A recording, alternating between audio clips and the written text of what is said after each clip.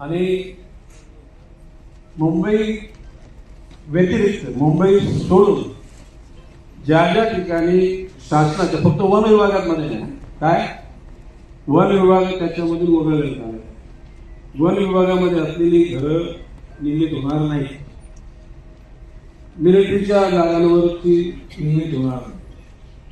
एरवी CIDCO, collector land, महापालिकेची जागा असेल म्हणजे नियोजन रस्ते बिस्त्यामध्ये आलं तर ते बाजूला सारायला लागेल.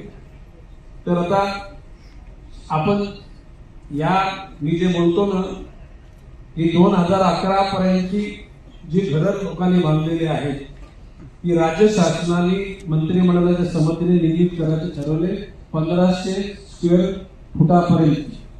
आणि म्हणून याच्यापर्यंत नोटिसा कोणाला देण्याच्या भानगडीत पडू नका. एमआयडीसीने तलाठी केलेली आहे. एमआयडीसीने हा GR गेल्याचे 2 दिवस अगोदर टेंडर काढलेले आहे. त्यांचे इरादे काय आहेत? इरादे ज्या दिवशी गरज पडेल ना त्या दिवशी गणेश नाईक रस्त्यावर पडते, मंत्रिपद बाजूला झाले. ओके, चला.